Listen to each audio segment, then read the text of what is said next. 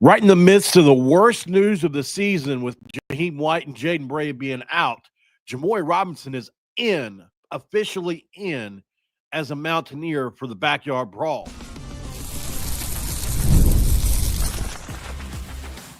You are Locked On West Virginia, your daily podcast on the West Virginia Mountaineers, part of the Locked On Podcast Network, your team every day. What is up, guys? Welcome back in. My name is Mountaineer Paul. I am your host, and this is Locked On West Virginia, baby. Well, we're needing some good news today, and thank God we are getting it here in this one because Jamory Robinson is an enormous pickup for the Mountaineers this late into the season and what's been a tumultuous first season back for Rich Rod.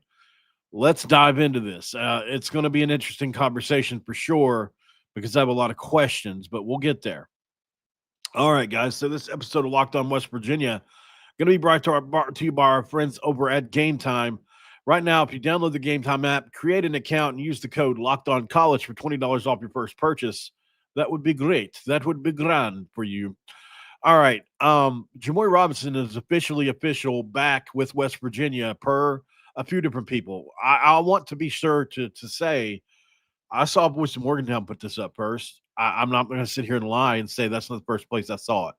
So put it number one in the chat if that's the first place you saw it, because I think whether you like somebody or you don't, if they source a story and go out of their way to put their name and claim on it, they deserve to be. I've gone through this a lot where I put something out first and you get drowned by the rest of the people that come after that, right?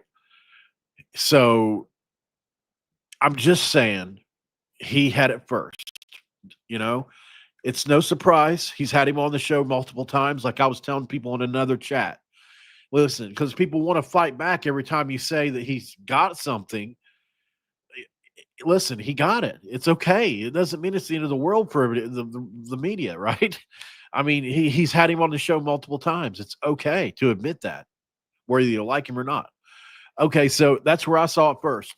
Then I saw Mike Casazza confirm it, which obviously gave me the confidence to come on here and talk about it publicly because, I mean, you know, there is some fear to not hearing our regular media folks say something about it, right? Unfortunately. So let's see. Let's go ahead and get over here to, if you'll notice,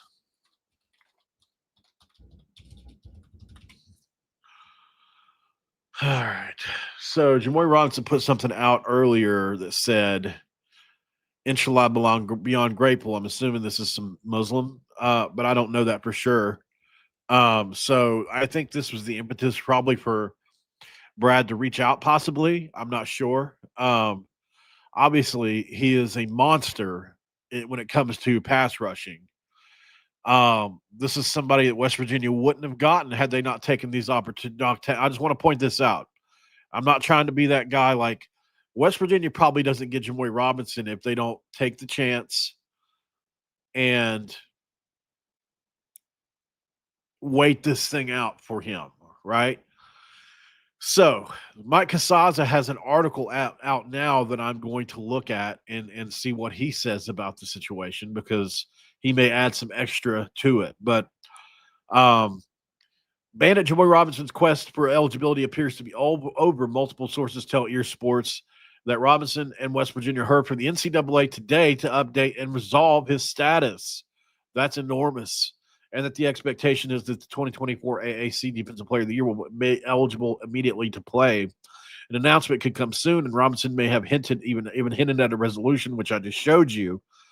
If Robinson is approved for practice and games, it's not clear yet if the timing allows him to satisfy the NCAA's acclimatization rule and play in Saturday's home game against Pitt. The intent, though, is for Robinson to face the 2-0 Panthers.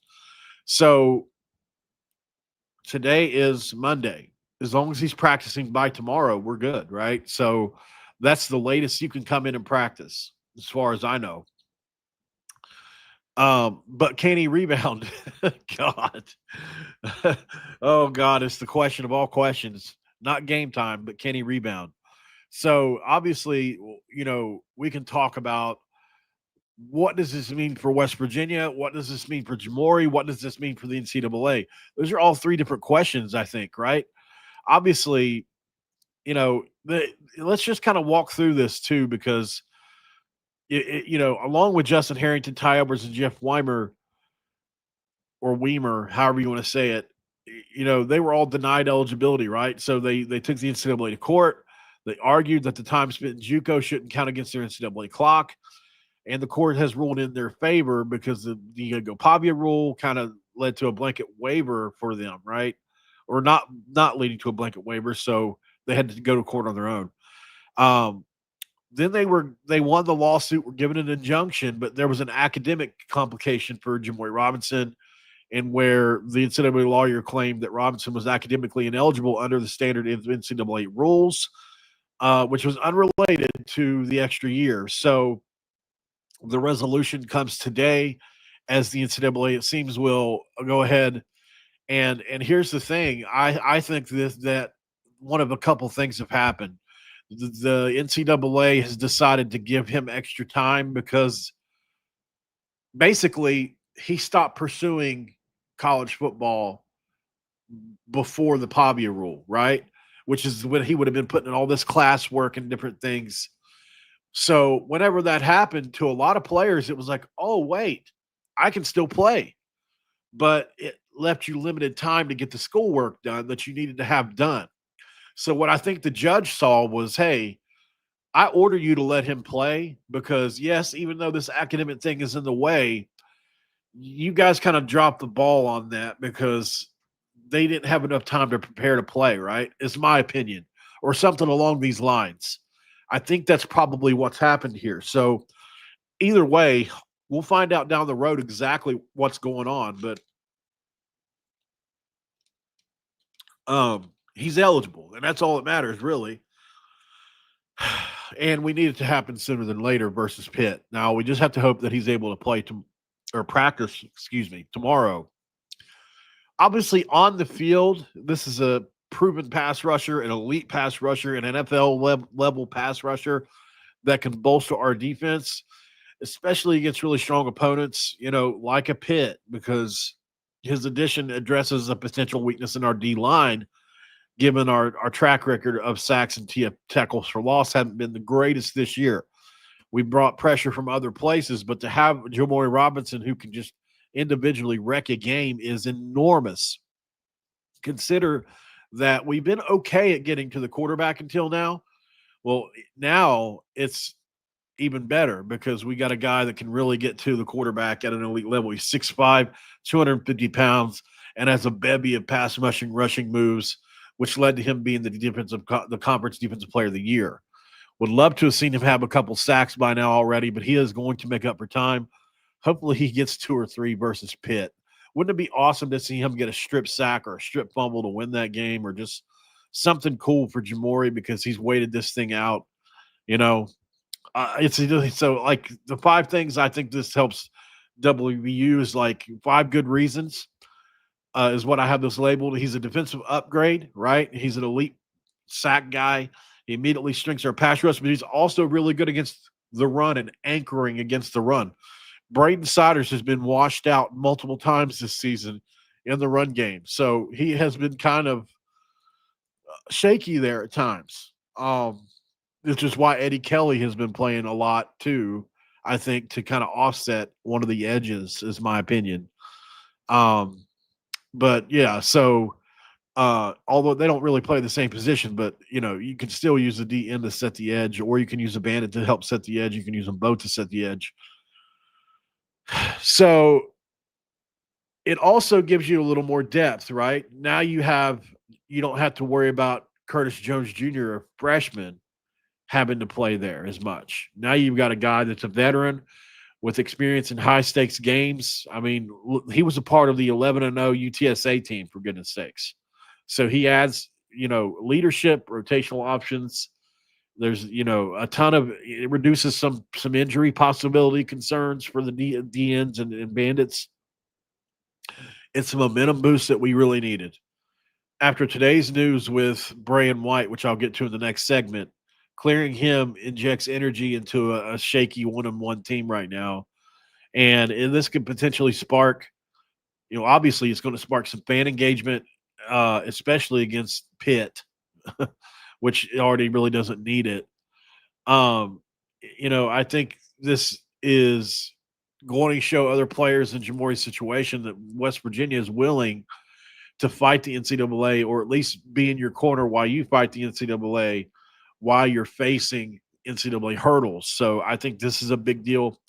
And then obviously the resolution is a positive precedent for West Virginia because you know we needed that. We just needed that chip, that punch in the shoulder. We needed it so bad, and I'm glad we got it. Um, what it means for the NCAA, I think, is different. I mean, obviously, it highlights inconsistencies in applying waivers that they've always had. It's going to feel more criticism that sets another legal precedent. Like now, academics might be something that people can scrutinize. I don't know. So, obviously they've initially flagged him. Now they've given up on it. Are there going to be multiple people that say, "Hey, my academics, I didn't have time, whatever." Now I don't know. And then if you want to go a little broader, there's a ton of antitrust challenges that athletes' rights movements in cases like this are happening. So it could accelerate shifts toward more player-friendly policies, which are potentially including like automatic extra years for JUCO transfers or streamlined waivers, whatever. But it could cost the NCAA a ton in legal fees going forward, just to say the very least. So obviously, this is an enormous pickup. You can't overstate it, I guess is the best way to put it, um, because he's so good. I mean, he is. If you've never seen Jimmori Robinson play, I would just submit to you this play here, if it'll play. There it is. This is the kind of guy Jimmori Robinson is coming off the edge. Flies off the edge, which you love to see, right? Where did he even come from? The backside of the defense? Yep. There he is beating somebody inside and tackling a running back in open field, which is great. Uh Damn, he skipped across the ground a couple times as well. So, and he was a leader for them. I think that's another important part of this. Like if you look at some of these, I don't know. Well, it won't let you hear it, but we can at least look at this from a pass route. Like as you can see on a lot of these, he's getting to the football, making tackles in the backfield. Great pass rushing ability. Here's a good one. You can actually see him on these cut ups. You don't ever see him engage with blockers. Here he is right here, engaged with the blocker, right? So you can kind of see what he does. He can bull rush a guy to the quarterback. He can speed rush to the quarterback. There's multiple different things he does and does well. So, he's just such a big pickup for us. And I can't wait to see him on the field in a West Virginia jersey. I mean, it's going to look so good. I'm ordering my Jamory Robinson jersey. I don't know about you guys. So this is going to be good. We're excited to see that. He deserves it. Hopefully he can put himself on NFL draft boards now. Let's go to break. I've got a couple other things I want to talk about on this episode, guys. Like this is huge news, and we can talk about it a little bit more in a minute. But I want to say, I just got to be honest about it, man. I was so deflated after hearing about Jaden Bray and Jaheim White today. I really was. We'll talk about that next. Stick around. And this episode of Locked On West Virginia is going to be brought to you by our friends over at Supply House. And look, we talk about Supply House for multiple reasons because when the opening whistle blows on a new repair, you get your crew moving forward with Supply House. Order today and see parts on your doorstep tomorrow, where over 280,000 plumbing, HVAC, and electrical items from the most trusted brands in the business are waiting for you. Their real-time inventory and honest lead times keep you from punting projects, while their industry-leading customer service always has your blind side covered. If you need parts for a project, fast, Supply House has next day delivery. Talk about a game changer. Join the free Master program today and score serious perks like priority shipping, lower prices, and a dedicated support line.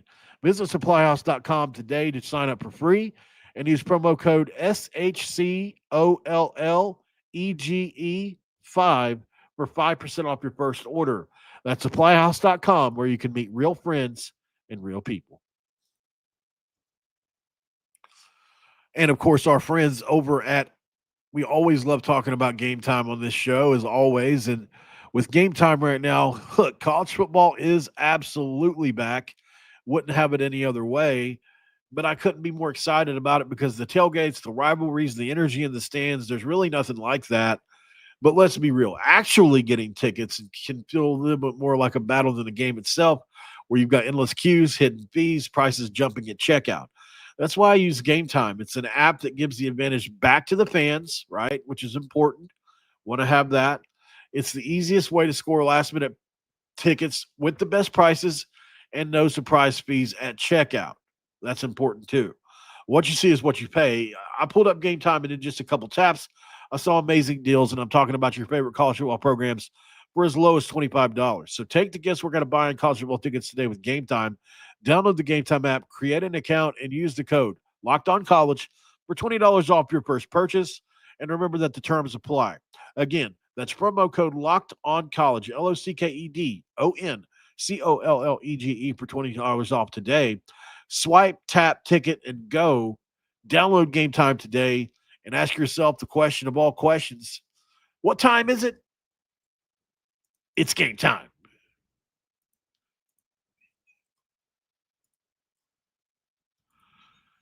It's segment 2. Let's crack open this guys, as we talk a little bit more about the scenario here.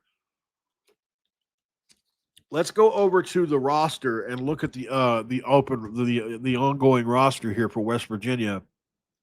As we all know, Jaheim White, Jaden Bray are unfortunately out, right? So if we can get it to actually go there, this is a seriously upsetting situation. I don't know the reasoning behind. I haven't seen the reasoning behind Jaden Bray's injury yet. I just haven't had time to look today. I've been busy. I had to go do a thing for child support today. I had some other stuff to do, so I haven't been able to stay as connected as I normally do. It kept me out of the house most of the day, which is a good thing. Sometimes you need to be out of the house.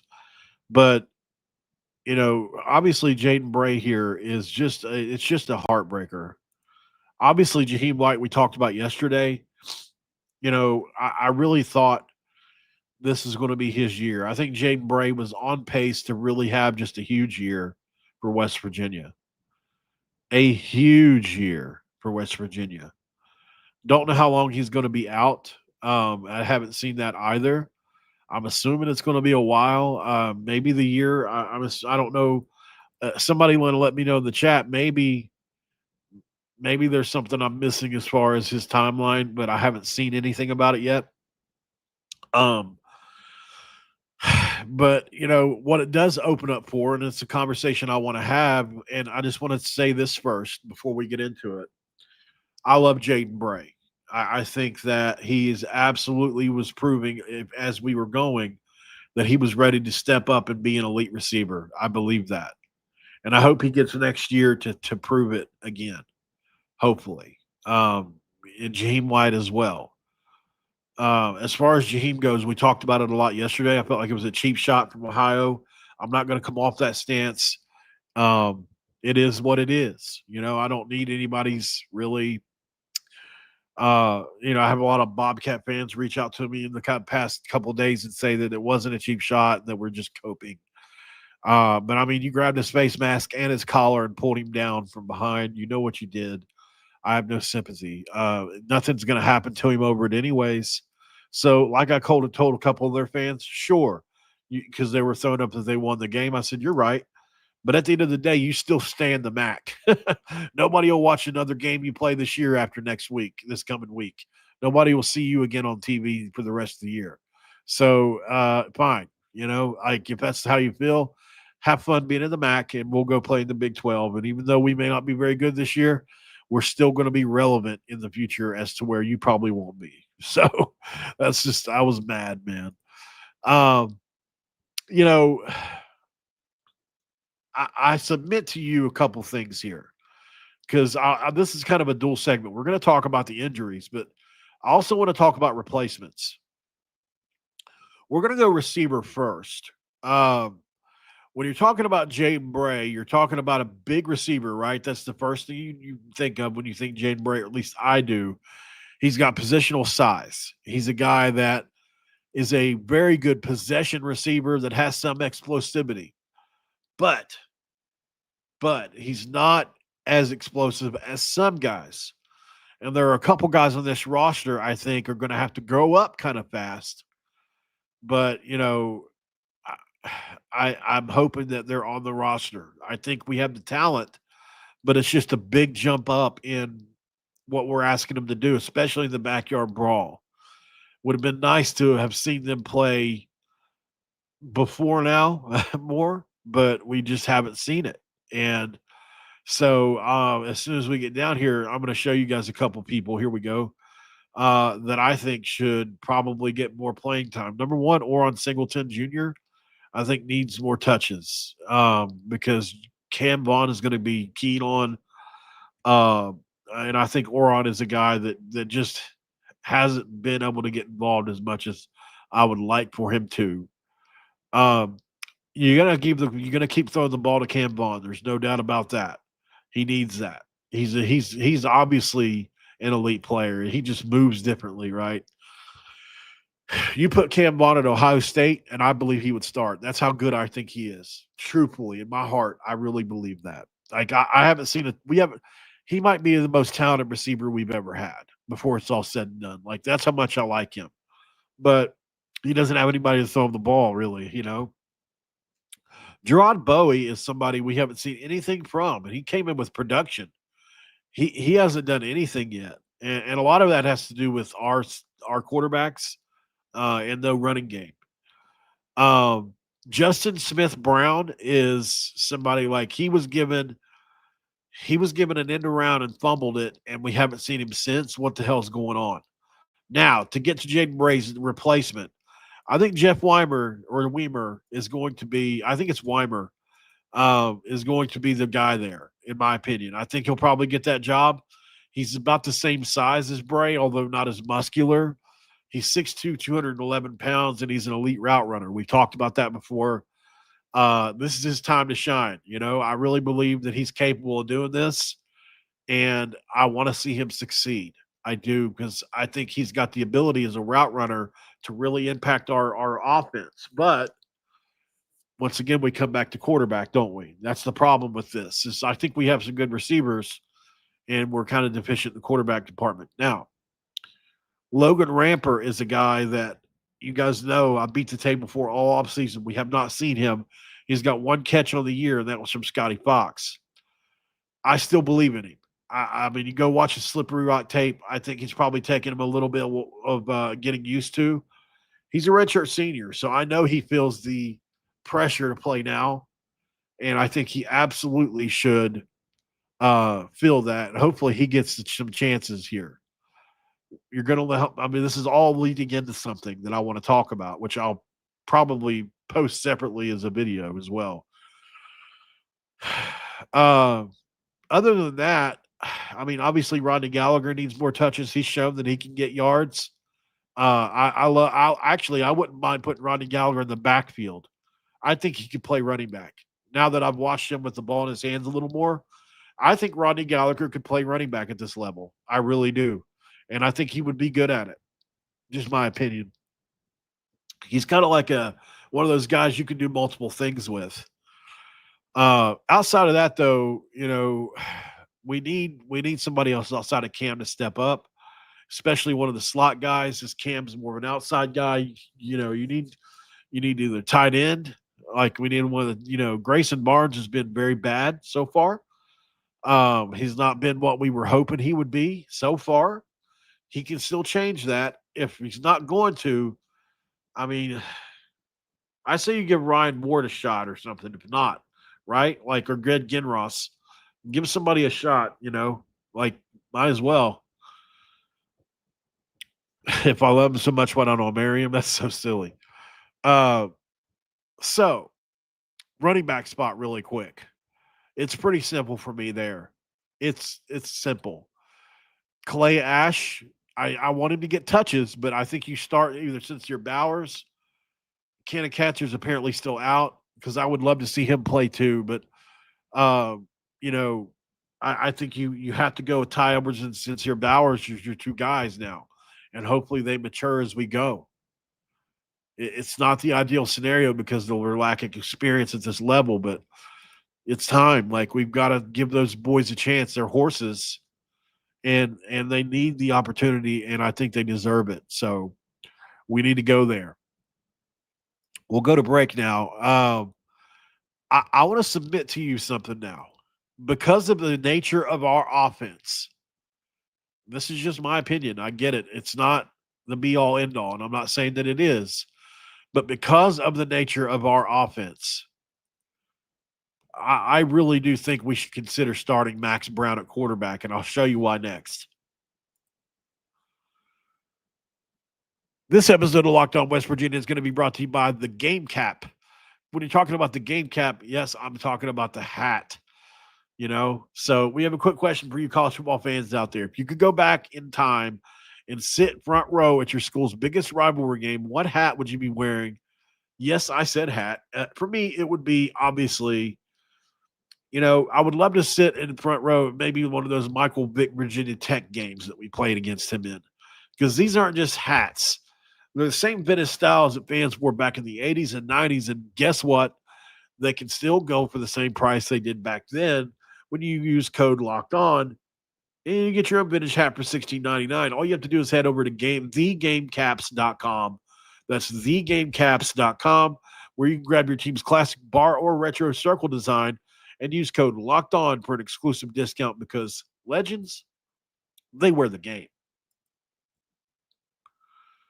All right, guys, we are back here in Locked On West Virginia, and we are in a segment 3.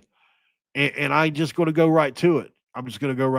Max Brown. Why do I think he could be a guy for us? Multiple reasons, honestly. But he's got a very good arm, like almost an elite arm. We're gonna watch the highlight tape of his really quick. Some of it, as I get fast forwarded through what's not practice footage. All right, now here we are. Okay, so as a passer, so listen to me. People keep saying, but our O-line, but our O-line, but our O-line. How many sacks have we given up this year? 1, maybe 2. I know there's been 1 or 2, but it wasn't because they were getting stood back there and they just got hit. It was because they pulled the ball down and they were trying to escape, right? So I think we have receivers that can play, especially Cam Vaughn. We know that. I think we got other guys too that are getting open, but Nico was one look and gone, right? And I obviously, Jalen seems to, at least in the one time we saw, struggle to throw the ball, but they didn't put him in great positions either. So I will submit that to you as well. I'm saying consider Max Brown because he's by far the best thrower of the football that we have. And he's actually was good enough to start at Florida for a reason. If you look here, he ran an RPO style at Florida as well. So, and this is against Florida State in 2023 when they were really good. I think they missed the playoff because their quarterback got hurt. Right? So this is that Florida State team that was like 10-11 win team. This is who he's going against here, elite players. So here he is on the RPO, right? Pretty good pocket, off his back foot, throws an inaccurate ball here, but it's still caught. Right? It's a little behind. This is the only bad throw you're going to see the whole time. And I'll just say this, an experienced quarterback would have probably taken a step up right here and then delivered that thing right on time over that referee's head. and that's fine. I mean, that's things you learn, but uh, I, that's as bad as it gets on this tape for him, and it gets really good at times. So this throw here, if you look where this guy is and where he puts the ball, and look at his arm angle and his arm release, it's a flick. It's literally a layered. You're layering that thing in. It's amazing, dude, the throw he makes right here. And these are the kind of throws I think he would make at West Virginia if given an opportunity. Look at this pass against Florida players in Florida practice in the SEC. Watch this little flick. Flick. Perfect throw. Literally a perfect throw. You can't do it better. And I mean, he released this thing at a good time as well. Probably late on it, actually. Yeah, he was late on it. He probably should have released it right about there, but he didn't. So he was late on it because he is young and inexperienced here in a lot of these.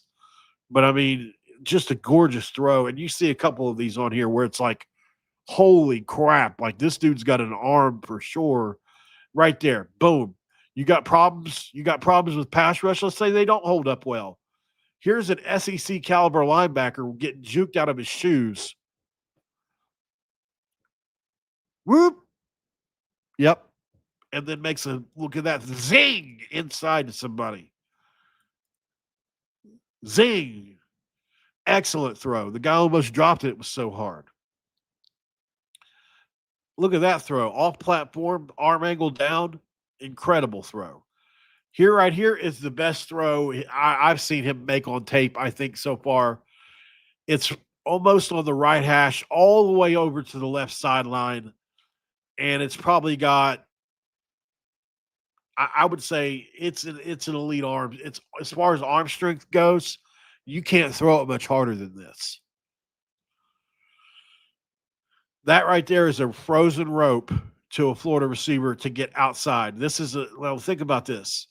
They were at midfield, and he throws a frozen rope all the way down to looks right around the 28-yard line.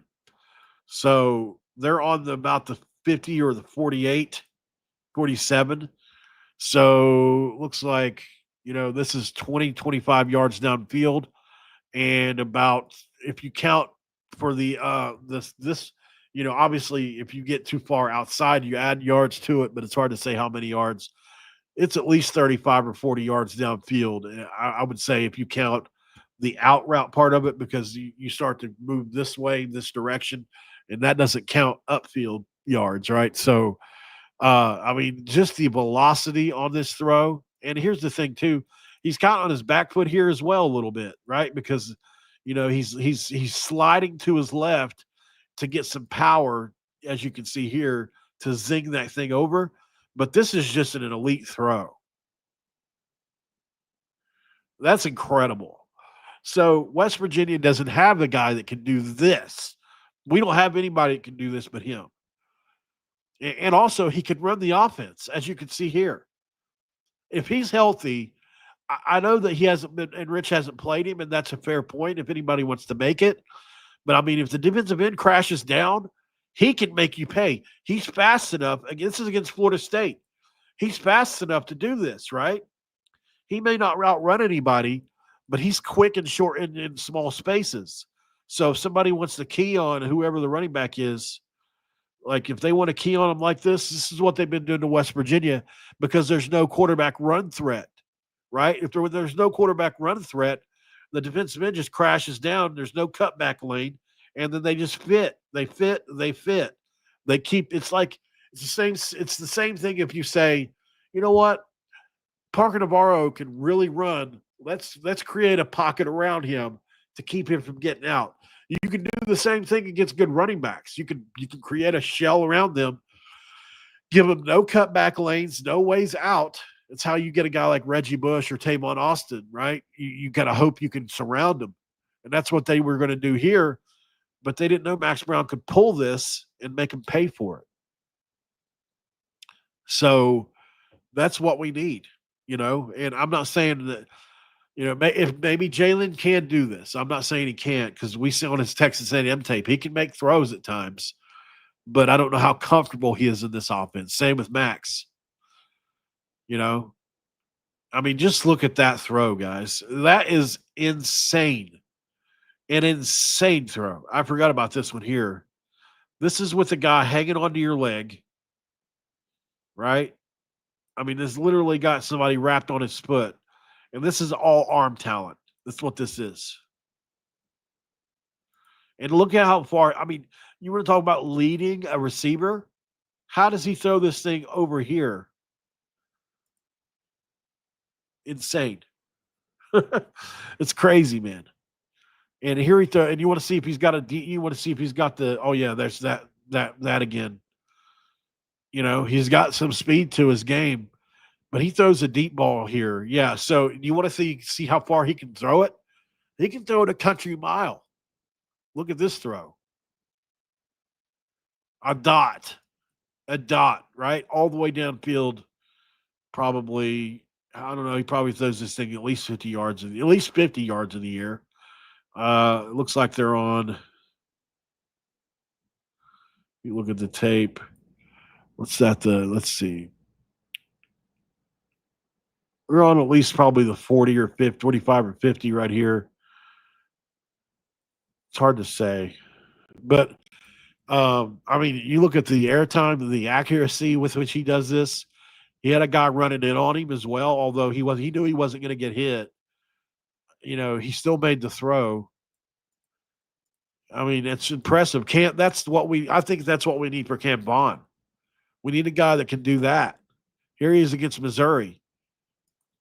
How about that?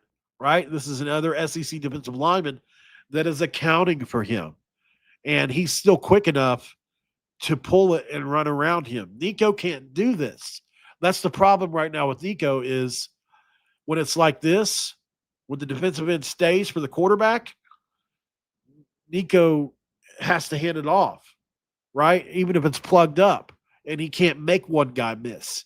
When Rich Rod's offense is at its best, you've got a quarterback that even when the play is fit, even when they fit the gaps right, the defensive end's in the right place, you got a quarterback that can still make the play and make the first guy miss like that. And all of a sudden you get 25 yards and you're running up to the line and you're gone again. And bam, here you go. Another dot down the field. This is a totally different play, you know, to the same player. I mean, look at this dude's arm, guys. This is not fake, you know, like these are happening. He's on our roster. It was at Florida. Somebody tell me why he wouldn't be a good option, at least to think about. If you go look at his Charlotte numbers, they're bad. They're really bad. And I get it. I know. 6 interceptions, 93 attempts. It's bad. But